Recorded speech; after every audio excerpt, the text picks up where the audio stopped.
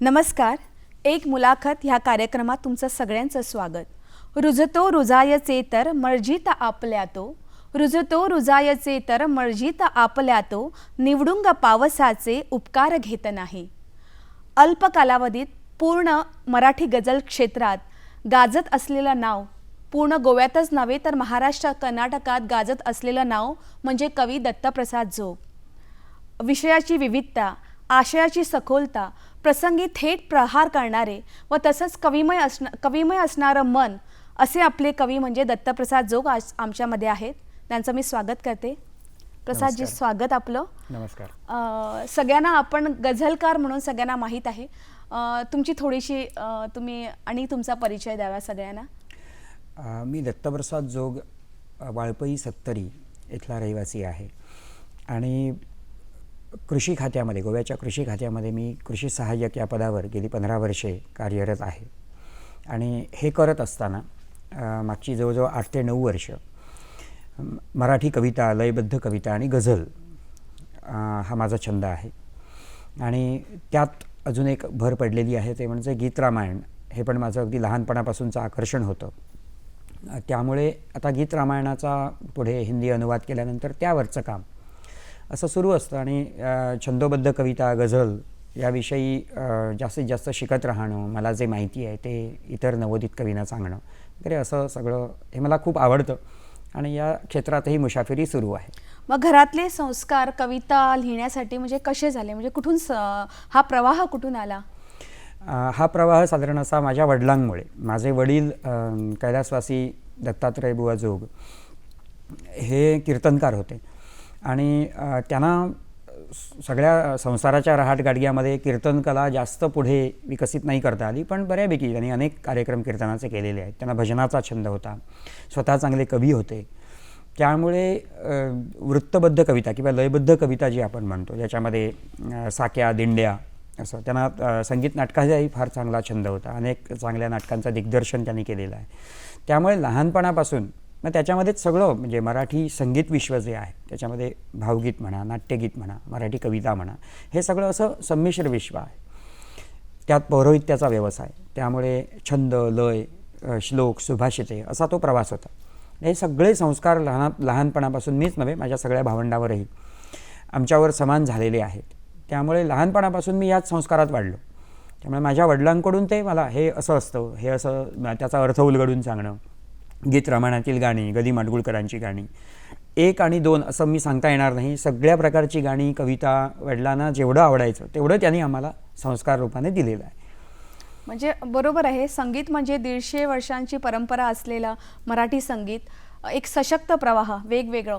तुम्ही सगळं लिहिता, म्हणजे साहित्यही लिहिता, तुमचं लेखनही चांगलं आहे असं मी ऐकलं आहे. पण खास करून तुमची जी ओळख आहे ती गझलकार म्हणून. मग तुम्ही गझलकार म्हणून कसे वळलात ह्या क्षेत्राकडे? म्हणजे कसं वाटलं तुम्हाला की आपण गझल लिहावं, हे का वाटलं? मी लयबद्ध कविता लिहायचो वडिलांच्या संस्कारामुळे. माझ्या शाळेतील शिक्षणामध्ये, शालेय जीवनामध्ये मला जे काही गुरुजी भेटले तेही कवितेवर खूप प्रेम करणारे, खूप छान शिकवणारे होते. घरातून ते संस्कार असल्यामुळे मी थोडीफार लयबद्ध कविता लिहायचो. त्याचवेळी साधारण हा 2011-12 त्या काळामध्ये जरा फेसबुक, व्हॉट्सॲपवर जास्त ॲक्टिव्ह होतो माणूस.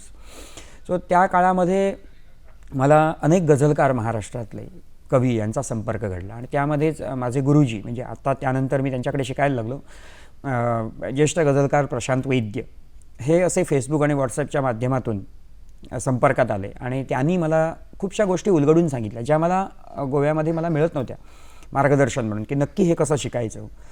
मी लिहायचो नैसर्गिक, जसं मला जमेल तसं लयीत लिहायचो, बऱ्यापैकी लयीत लिहायचो. पण नुसतं नैसर्गिक लिहिणं लयीत आपल्याला येतं आणि मग ते पूर्ण समजून घेऊन लिहिणं, अभ्यास, पूर्ण त्याचा सगळा अभ्यास तुम्हाला असणं, ह्या 2 वेगवेगळ्या गोष्टी होतात. मार्गदर्शक हा लागतोच प्रत्येक क्षेत्रामध्ये. त्यामुळे गझल लेखनामध्ये जर माझे कोणी गुरुजी असतील तर ते प्रशांत वैद्य आहेत. त्यांच्या मार्गदर्शनामुळे मी हे नाव तुमच्या समोर जे आलेलं आहे दत्तप्रसाद जोग, हे गुरुजींमुळे, प्रशांत वैद्यांमुळे. माझ्याकडे तुमचं पुस्तक आहे, जे पहिलं पुस्तक जे महाराष्ट्रानं डोक्यावर घेतलेलं म्हणजे निवडुंग. त्याच्याबद्दल सांगा, किंवा त्यांना खूप तुम्हाला पुरस्कार मिळाले ह्या पुस्तकाला, त्याच्याबद्दल थोडीशी माहिती सांगा. आणि तुम्हाला कसं वाटलं प्रथम पुरस्कार तुम्हाला मिळताना सुद्धा? याआधी अनेक पुरस्कार वेगवेगळ्या कार्यासाठी मला मिळाले होते, पण निवडुंगसाठी जे 2 महत्त्वाचे पुरस्कार मिळाले त्यासाठी अतिशय आनंदित आहे. कारण डोंबिवलीचा काव्यरसिक मंडळाचा कविवर्य अनिल साठे पुरस्कार गेल्या वर्षीच या निवडुंग पुस्तकाला, गझल संग्रहाला जाहीर झाला. आणि त्यानंतरही अतिशय मला स्वतःला खूप समाधान वाटावं असा मूर्तिजापूरचा, अकोल्याचा गझलदीप प्रतिष्ठानचा यावर्षीचा सुरेश भट पुरस्कार निवडुंगाला जाहीर झाला. त्यामुळे मला निवडुंगाचा प्रवास जो ज्याच्यामध्येच अशा 2013 पासूनच्या त्या 2019 पर्यंतच्या माझ्या प्रवासातल्या निवडक गझला यामध्ये आहेत. आणि या सगळ्या गझला मी विविध मुशायऱ्यातून महाराष्ट्रात, गोव्यामध्ये, कोकणामध्ये, विदर्भामध्ये, विविध भागामध्ये मी सादर केलेले आहेत. तुम्ही यूट्यूबला या माझ्या आवाजातल्याही कविता म्हणजे सादर करतानाच्या ऐकल्या असतील. पण या सगळ्या एकत्र निवडुंगमध्ये वाचकांना मिळतील हा संकल्प धरून मी निवडुंग घेतलं होतं प्रकाशन करण्यासाठी. आणि त्याला योग्य महाराष्ट्रातील सगळ्या गझल रसिकाने आजही सतत त्याच्यावर परीक्षणं लिहून येतात, समीक्षणं लिहून येतात. निवडुंगाची पहिली आवृत्ती पूर्णपणे संपलेली आहे प्रकाशनानंतर, पण तरीही कशाबशा करून आम्ही पुन्हा ते छापलं. आज दत्तप्रसाद जोग हे गाजलेलं नाव आहे गझलकार म्हणून, पण त्यांनी ही कला आपल्यापुरती ठेवली नाही. तर त्यांनी गझल लिहिता लिहिता अनेक, मला वाटतं 60-70 तुमचे स्वतःचे गझल क्षेत्रात शिष्य आहेत, त्यांच्याबद्दलही तुम्ही थोडीशी माहिती द्या. मी सुरुवातीला आधी सांगेन की शिष्य असं मी त्यांना म्हणणार नाही. कारण मलाही प्रशांत दादांनी कधी, मी त्यांना म्हणतो की ते माझे गुरुजी आहेत, पण प्रशांत विद्यांनी मला एका मित्रासारखं शिकवलं की हे असं काही शिस्तबद्ध एकदम लष्करी शिक्षण नाही आहे शिष्य म्हणावं असं. पण डेफिनेटली आपण ज्यांच्याकडून जे शिकतो त्यांना आपण गुरुजी म्हणतो. त्यामुळे हे माझे मित्र आहेत सगळे. आणि ही सगळी ती मंडळी होती ज्यांना गझल लिहिण्याची पोटेन्शियल, जी ताकद त्यांच्यामध्ये होती, ती क्षमता त्यांच्यामध्ये होती. फक्त मला जे कळलं प्रशांत दादांकडून ते मला लोकांपर्यंत देण्याची माझी इच्छा कायम आहे. मी निवडुंगाच्या प्रस्तावनेमध्ये ते म्हटलेलं आहे की मला जे समजतं आणि मला जे वाटतं की हे बरोबर आहे ते सांगितलं तर एखाद्याच्या नवोदित काव्यप्रतिभेवर काही अत्याचार होणार नाही असं मला वाटतं. ते मी नेहमी या नवोदित गझलकारांपर्यंत घेऊन गेलो. त्यामुळे वृत्तबद्ध कविता म्हणजे लयबद्ध कविता, कवितेचं लेखन आणि गझल लेखन या बाबतीत मी हे एवढ्यासाठीच करतो या लोकांपर्यंत पोचवणं की जे अनुभव मला आले 2012-13 साली, ज्यावेळी मी गझल लेखनातलं सगळं शोधत होतो की काय खरं आणि काय खोटं. अनेक नियम असे आहेत की आजही त्याच्यावर वादविवादच सुरू आहेत. तुम्ही बघता मराठी गझल लेखन क्षेत्रामध्ये कोणी म्हणतं हे असंच आहे, कोणी म्हणतं तसं आहे. तुम्हाला एक असा खंदा मार्गदर्शक लागतो की काय गौण आहे आणि काय महत्त्वाचं आहे, काय खरं आणि खोटं यापेक्षा काय महत्त्वाचं, हा भाग फार त्याच्यामध्ये आपण अधोरेखित केलेला असला पाहिजे. एक लहानसा यतिभंग असणं, एक लहानशी सवलत असणं, याने तुमची गझल प्रतिभा खाली येते किंवा ह्या वृत्ताचं नाव तुम्हाला माहीत नाही आहे म्हणजे ती गझल प्रतिभा तुमची कुठेतरी कमी आहे. तर ह्या भ्रामक कल्पना दूर घेऊन जाऊन एका अस्सल गझलेपर्यंत माझा परिचय करून देणारे प्रशांत वैद्य जेव्हा मला भेटले तेव्हा मला हे प्रकर्षाने जाणवायला लागलं की गोमंतकामध्ये जर आपल्याकडे, तुम्ही गोमंतकीय, मी गोमंतकीय आहे, आपल्याला माहिती आहे की आपल्या गोमंतकीय प्रतिभा, काव्यलेखन प्रतिभा ही कमी नाही आहे. आपण वारसा सांगायचा झाला तर बाबू बोरकरांचा वारसा सांगतो. त्यामुळे एवढं वैभव आपल्या गोमंतकामध्ये आहे. बरोबर. आपली जी तरुण मुलं आहेत त्यांच्यामध्ये अफाट प्रतिभा आहे. गोमंतकाचं हे बलस्थान आहे की तो मराठी आणि कोकणी हातात हात घालून बोलणारी मुलं आपल्याकडे आहेत. बरोबर. एखादा महाराष्ट्रीयन माणूस जेव्हा गोव्यात येतो हो, तेव्हा त्याला कोकणी तेवढी प्रभावी बोलता येत नाही. बरोबर. पण आपला गोव्याचा गोव्याचा मुलगा माणूस, हां. जेव्हा महाराष्ट्रात जातो तो अडत नाही, कारण तेवढी मराठी त्याला येत असते. तर हे बलस्थान आहे आपलं. त्यामुळे आपल्या साहित्य क्षेत्राला हे एक मोठं लाभलेलं बळ आहे की कोकणी आणि मराठी जाणणारी दोन्ही भाषेतली जाणकार मुलं आपल्याकडे आहेत. आपल्याकडे निसर्ग असा आहे. जेव्हा प्रशांत वैद्य माझ्या घरी आले 5-6 वर्षापूर्वी, तेव्हा ते म्हणाले माझ्या घरी येताना सगळी आपल्या सत्तरीतली झाडी आणि त्याच्यातनं मध्ये जाणारा रस्ता आणि माझं घर ओहळाच्या पल्ल्यात आणि त्याच्यावर जाणारा साकव म्हणजे लाकडाचा पूल होता त्यावेळी. म्हणजे की दत्ता, इथे राहून तू जर लिहिलं नसतं तर मी तुला मारलं असतं. इथे राहणाऱ्या माणसाने लिहिलं पाहिजे, कारण हा निसर्ग महाराष्ट्रात, मुंबईत आम्हाला एवढं देत नाही आहे जेवढं तुम्हाला देतो. तर हे आपण ओळखलं पाहिजे. त्यामुळे आपल्याकडे अशी मुलं आहेत जी तुम्हाला आता दिसतात प्रभावीपणे काम करतायत वृत्तबद्ध कवितेमध्ये. बरोबर. त्यामुळे या माणसांकडे ती क्षमता आहे. मग आपल्याकडे गरज कसली आहे? हं, तर जी गरज मला 2012-13 साली भेटली, हं. वाटली की गझल लेखनामध्ये आपल्याकडे जरी क्षमता असली तरी उत्तम मार्गदर्शकांचा अभाव आहे. मी स्वतःला उत्तम मार्गदर्शक अजूनही म्हणत नाही, पण मला या क्षेत्रामध्ये मला समजतं ते सांगायची उर्मी आहे आणि ती मी दाबून टाकलेली नाही. त्यामुळे अशी मुलं निवडून त्याच्यासाठी वेगवेगळे कार्यक्रम मला करावे लागले. मी कार्यशाळा करत होतो, माझ्याबरोबर परेश नाईक होता. अनेक कार्यशाळा, जावे कवितांच्या गावासारखा कार्यक्रम जो शाळामधून आम्ही केला प्रथमेश क्रिएशन्सच्या माध्यमातून. अशातून मला ही माणसं भेटत गेली. ठीक आहे. आणि त्यातून हे गझलकार गोव्यात, मग महाराष्ट्रात, कोकणामध्ये अशा अनेक कार्यशाळा झाल्या. मुंबईमध्ये माझ्या सादरीकरणाच्या वेळी काही मुलं मिळाली. त्यामुळे या लोकांपर्यंत मी मला समजतं ते सांगत आहे. मी यांना अजूनही ते माझे शिष्य आहेत असं मी म्हणणार नाही, पण ते माझे मित्र आहेत ज्यांना विश्वास आहे की दत्तप्रसाद नीट सांगेल.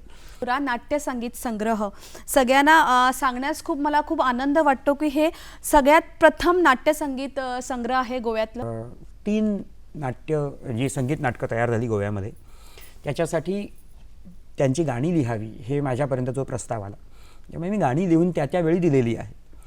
मग पुढे 3 वर्ष गेली आणि 3 वर्षानंतर ही गाणी सगळी मिळून 59 गाणी होतात. हां.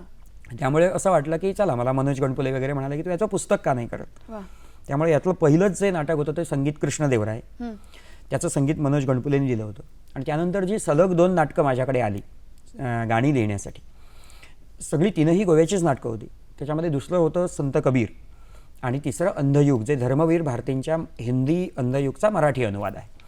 त्यामुळे ही जेव्हा माझ्यापर्यंत आली त्यावेळी या दुसऱ्या 2 नाटकांसाठी दिवंगत आमचे मित्र मयुरेश वस्त सर ते संगीतकार होते आणि या सगळ्यांच्या सहकार्याने, नाही प्रसाद तू गाणी लिहिली पाहिजे, चांगली लिहिशील, या आत्मविश्वासाने मी लिहत गेलो. शेवटी माझ्याकडे ही गाणी होती. मग त्याचा असा विचार झाला की चला, नाट्यगीत संग्रह करू आपण आपल्या गोव्याचा. मराठी साहित्यामध्ये हा तसा पहिलाच नाट्यगीत संग्रह एका नवीन कवीचा असा मानलं जातं. आणि याच्यामध्ये मजा कशी होती, हा जो कालखंड आहे, आता संगीत कृष्णदेवरायचा कालखंड तुम्ही बघाल तर हा जुना विजयनगरच्या साम्राज्याच्या वेळचा कालखंड आहे. नंतर संगीत संत कबीर तुम्ही बघाल तर ते एका संत परंपरेतील माणसाचा, आणि ते उत्तरेतला माणूस आहे कबीर, त्यामुळे त्यांच्या जीवनावरचं होतं. आणि अंधयुग हे धर्मवीर भारतींचं महाभारत युद्ध उपरांतची कथा आहे. या 3 वेगवेगळे कालखंड होते. मग त्या भूमिकेमध्ये शिरून त्या पात्राचा वेळचा कालखंड बघून त्यांचा स्वभाव बघून ती एक गीतनिर्मिती करायची होती. बरोबर. हे आपल्या चिंतनातूनच येत असतं असं मला वाटतं. या सगळ्यासाठी तुम्ही निवडुंग म्हणा, नाट्यमधुरा म्हणा, या सगळ्यासाठी आपल्याला महत्त्वाची आहे तर ती तुम्हाला गुरुजींनी दिलेली दृष्टी. म्हणजे तुम्हाला एक दृष्टी आधी दिलेली असते की तू काय करतोयस याचं एक तारतम्य. मला वाटतं की निवडुंगच्या प्रस्तावनेमध्येही तुम्हाला ते मिळेल की आपल्याला भानच फार महत्त्वाचं आहे, वास्तव भान. म्हणजे आपल्या अगदी सामान्य भाषेत सांगायचं तर तुम्ही हॉकीसारखी खेळली पाहिजे, क्रिकेटसारखा खेळला पाहिजे. नाही मी असाच खेळणार असा अट्टहास केला तर तो होणार नाही. त्यामुळे गझल ही गझलेसारखी असावी, तिची स्वतःची तिचा एक बाज आहे गझलेचा.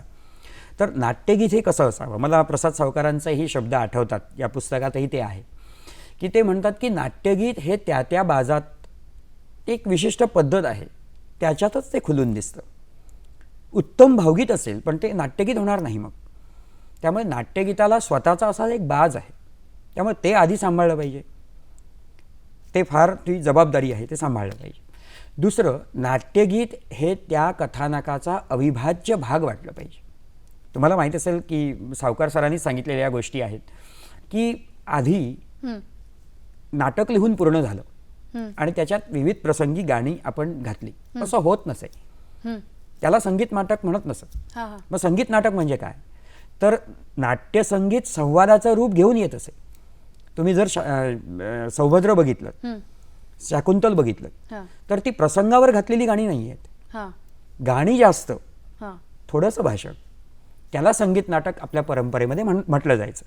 तर मग त्या काळचं सगळं वातावरण आपण अभ्यासलं आणि मग कथानकाशी त्याची नाळ जोडली तर मग कृष्णदेवराय बाबा किती वर्ष जुना आहे, मग तो कसा बोलत असेल, मग त्याच्या तोंडी मी भाषा घालताना त्यावेळची भाषा घातली तर ती तुमच्यासारख्या प्रेक्षकांना, सगळ्या प्रेक्षकांना वाटेल की हे काहीतरी जुळतं आहे.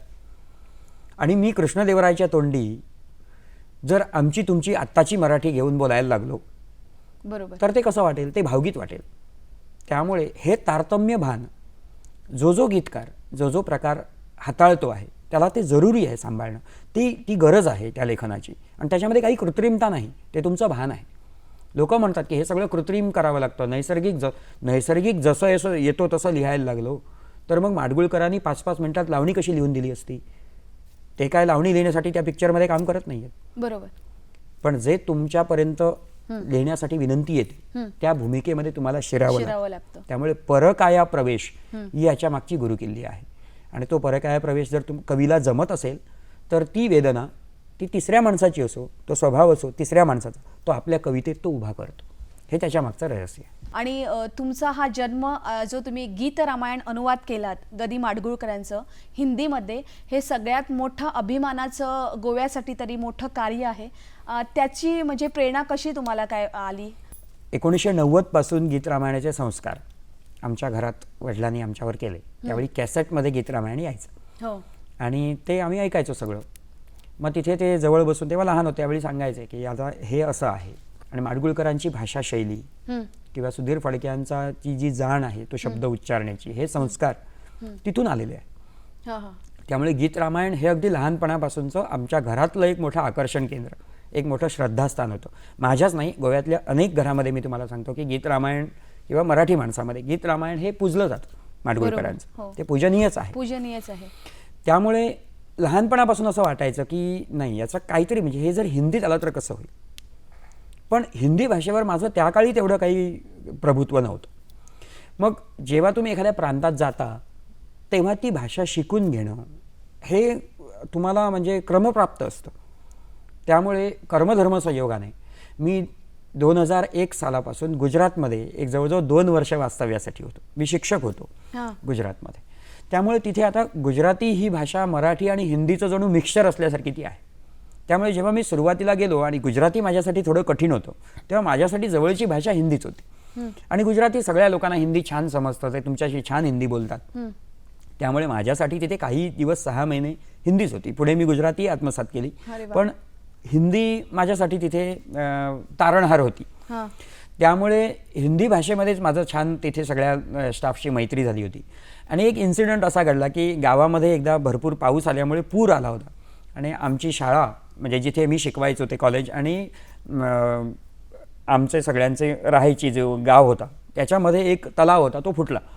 आणि सगळं पाणी रस्त्यावर, त्यामुळे 2-3 दिवस ते पाणी ओसरत नसे. आणि आमचं कामच एवढं होतं, सकाळी तलावापर्यंत यायचं, रस्ता नाही म्हटल्यानंतर एका मित्राच्या खोलीत बसून खेळायचे, चेस खेळायचो आम्ही, अंत्याक्षरी खेळायचो. मग तिथे एकदा, आता मी मराठी गाणी मला अनेक माहिती आहेत, गीत रामायण मला माहिती आहे, तिथे अंताक्षरीमध्ये म्हणणार कसं, त्यांना कळत नाही आहे मराठी. त्यामुळे मी तिथे गीत रामायणाच्या ओळी हिंदीमध्ये कन्वर्ट करून म्हणालो. अरे वा. आणि त्यांना ते कळलं नाही. ये तो अच्छा गाना है, ये क्या है. अरे वा. मग मी सांगितलं मी चीटिंग केली आहे, हे खरं मराठी आहे, मी त्याला हिंदी केलं. आणि हे गीत रामायण नावाची गोष्ट अशी आहे. मग त्या लोकांना गीत रामायणाचा मराठी काही इतिहास माहीत नव्हता. मी सगळं सांगितल्यानंतर मग ते पटलं की अरे इतना अच्छा काम हुआ है. मग त्याची जन्मकथा सांगितली, म्हणजे तो अभ्यास होता. अत्यंत रोचक अशी मराठी गीत रामायणाची जन्मकथा तुम्हाला माहिती असेल. आपल्या गोव्याचे सीताकांत लाड होते 1955 साली, आणि त्यांनी प्रेरणा देऊन गदिमानी खूप म्हणजे त्यांच्या मैत्रीमुळे त्यांनी ते खूप मनावर घेतलं आणि गदिमानी ते काम सुरू केलं आणि गीत रामायण आपल्याला मिळालं. त्यामुळे गोव्याचाही एक संबंध आहे हा, खूप इमोशनल अशी ती गोष्ट आहे आपल्या गोव्यासाठी. त्यामुळे मी तिथे माझ्या मित्रांना सांगितलं, म्हणजे प्रसाद ये आप हिंदी में करो, मजा आएगा. तिथून प्रेरणा मिळाली. ते सगळे माझे मित्र जे होते त्याच्यामध्ये कपिल त्रिवेदी होता, नेहा सोनी होत्या, अनेक जणांनी सांगितलं की नाही हे करा तुम्ही. त्यावेळी तो फक्त एक प्रसंग, फारसं काही मी मनावर घेतलं नव्हतं. पण रात्री घरी आल्यानंतर मला असं वाटलं की चला करून बघा, म्हणतात आपण करूया. आणि सरयू तटपर बसी अयोध्या मनुनिर्मित नगरी हे जे गाणं, हे त्यावेळी म्हणजे 2001-2 साली ते मी लिहिलं होतं. 2001 म्हणजे एंडला, मी अकॅडमिक इयरमध्ये त्या. सो ते लिहिल्यानंतर पुढे काही सातत्याने ते करत गेलो असं नाही, कारण सातत्याने करत जाताना म्हणजे मी प्रयत्न केले, 2ऱ्या-3ऱ्या दिवशी मग अजून काहीतरी करून बघूया, एखादी ओळ सुचायची, एखादी ओळ असायची मीटरमध्ये, दुसरी मला हवी तशी बसत नसे. तर ह्याचंही कारण सांगतो. हा काळ होता 2001, 2, 3चा काळ. त्यावेळी मला छंदवृत्तांचं किंवा लयीचं एवढं ज्ञान नव्हतं, कारण माझ्या आयुष्यामध्ये प्रशांत वैद्य वगैरे तेव्हा आले नव्हते. त्यामुळे हे असंच काम मी घेऊन पुन्हा गोव्यामध्ये आलो. तुम्हाला माहिती आहे 2006 साली मी पुन्हा गोव्यात आलो आणि 2006 साली मी कृषी खात्यामध्ये सेवेला रुजू झालो. 2006 ते 10 पर्यंत मी माझ्या गावीच होतो, सोनाळ वाळपई इथे, आणि शेती बागायतली कामं वगैरे वगैरे यामुळे फारसा वेळ मिळत नसे.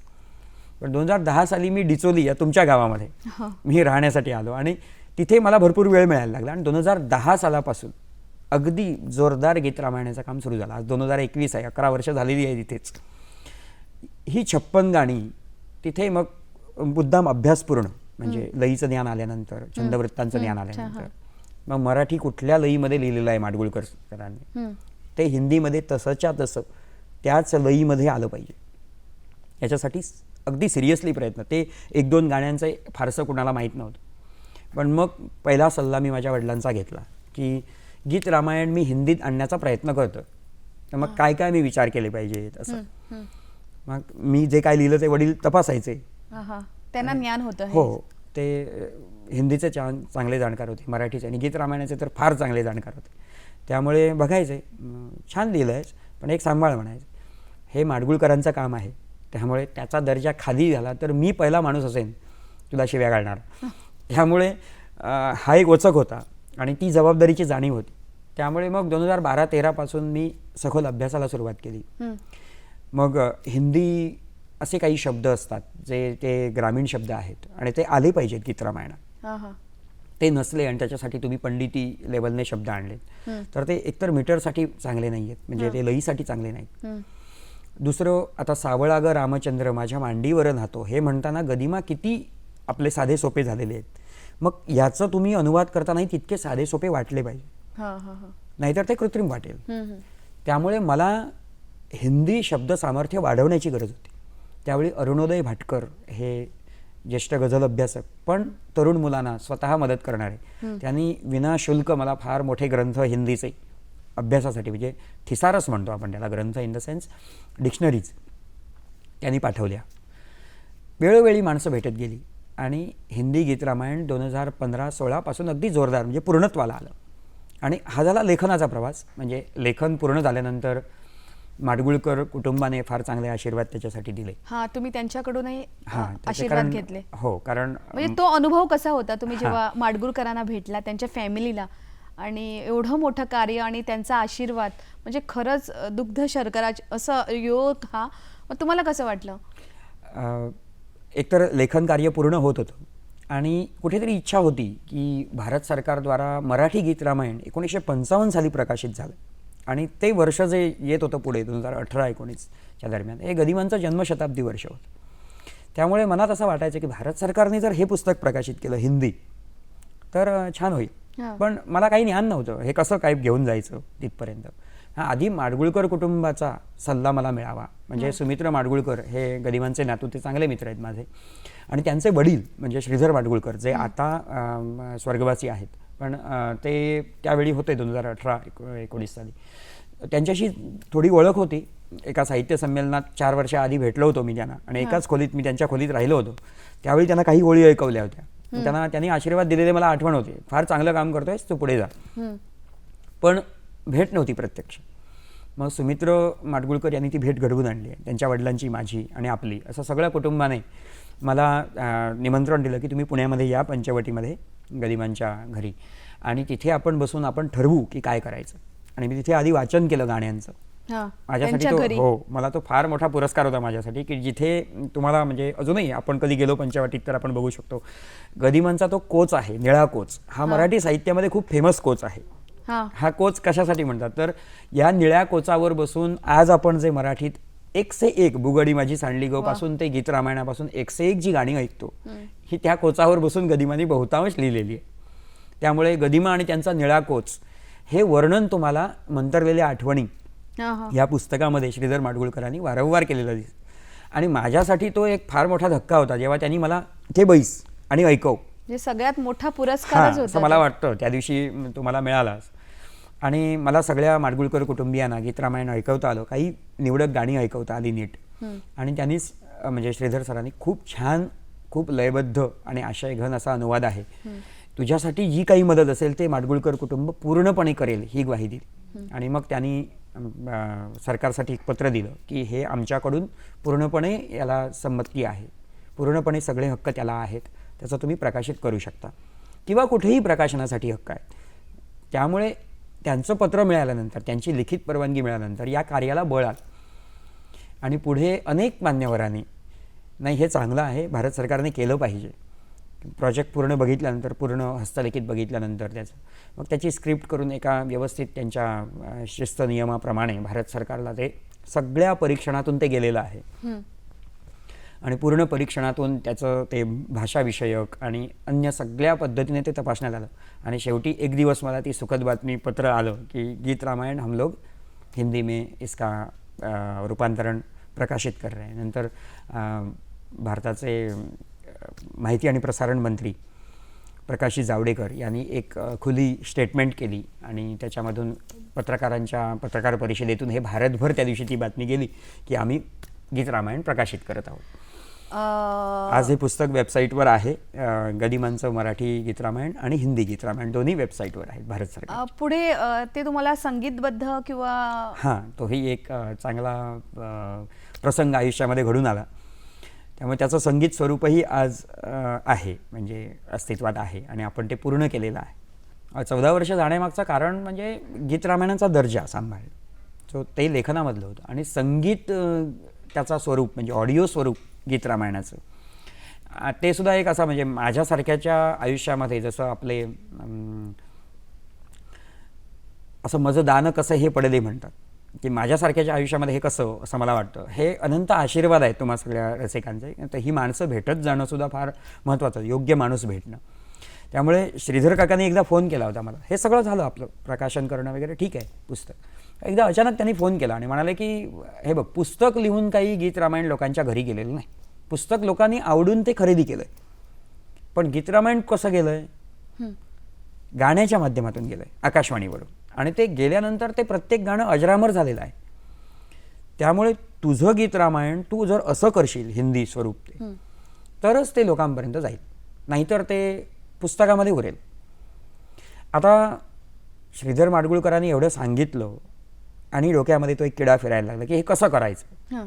कारण बघा, एक 8 गाण्यांची CD करणं बरोबर हे सोपं काम आहे. कारण एका गाण्यामध्ये आजकाल आपण बघतो की 3 ते 4 कडवी असतात. बरोबर. आणि अशी एक 8 गाणी म्हणून आपली CD होते. पण हे प्रकरण तसं नाही आहे. गीत रामायणाचं प्रत्येक गाणं हे 8 ते 9 कडव्यांचं आहे, प्रसंगी 10 कडव्यांचं आहे. बरोबर. आणि अशी 56 गाणी आहेत. म्हणजे किती CDंचा प्रोजेक्ट झाला बघा. खूपच मोठा, एक विशाल काय मेमॉथ असा प्रोजेक्ट होतो. आणि त्यामुळे आता हे कुठल्या स्टुडिओकडे काम घेऊन जायचं आणि मग घेऊन जायचं, मग त्याचं अर्थकारण काय, कारण ते मी प्रोड्यूस करणार. मग मी माझे या गझलच्या विश्वामुळे जे काही साहित्यिक आणि सांगीतिक क्षेत्रातले मित्र आहेत त्यांच्या माध्यमातून मी प्रयत्न केले की याचं काय बजेट होईल. तर दरवेळी मला 12 लाख 13 लाख असं त्याचं बजेट आलं. आणि जे माझ्यासारख्याकडे कधीच शक्य नव्हतं. त्यामुळे आता एक चिंताग्रस्त होतो मी की हे कसं करायचं. गीत रामायण करायची तर इच्छा आहे. मग त्यावेळीच एक चिन्मय कोल्हटकर जे आमचे मित्र आहेत हे गोव्यामध्ये आले आणि त्यांची भेट घडली आणि त्यांनी हा प्रोजेक्ट स्वीकारला. किशोर भावे सर जे आज गीत रामायणाचे अनेक कार्यक्रम करतात तेही यामध्ये सामील झाले. तर संजय दांडेकर हे रेकॉर्डिस्ट म्हणून काम बघायला लागले. आणि dream unique studio Goa Phonda इथे गीत रामायणाचं जोरदार काम सुरू झालं. आज त्याला 2.5 वर्ष झाली आणि आमचा प्रोजेक्ट आज तो पूर्ण आहे. प्रसादजी, आपणास भारतीय पत्रकार संघ राष्ट्रीय कार्य गौरव पुरस्कार 2021 आज जाहीर झाला आहे. मग आता जे उभरते आमचे गझलकार किंवा कवी किंवा ही युवा पिढी आहे त्यांच्यासाठी तुम्हाला काय सांगावं असं वाटेल किंवा तुमचा एखादा मेसेज त्यांच्यासाठी? एवढा मोठा मी नाही आहे मेसेज देण्यासारखा, पण तरीही एक सांगू इच्छितो सगळ्याच नवोदित कवींसाठी की अभ्यास आणि मेहनत याशिवाय असं उत्तुंग यश तुम्हाला मिळवणं मुश्किल असतं, कठीण असतं. साहित्य क्षेत्रामध्ये आज पुरस्कार आपण अलिदा ठेवू, पुरस्कार हा कधीतरी तुमच्या कार्याची दखल घेऊन होत असतो. पण तुम्हाला मेहनत केल्याशिवाय तो दर्जा गाठता येत नाही. आणि उत्तम दर्जा वगळता इतर कोणतंही निकष, इतर कोणतंही काही प्रलोभन तुम्ही बाळगू नये.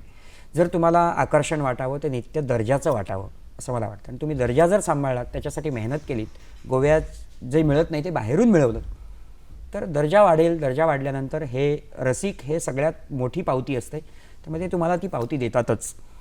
दत्तप्रसादजी, तुम्ही इथे आलात, तुमच्याकडून असंच साहित्याची सेवा घडो.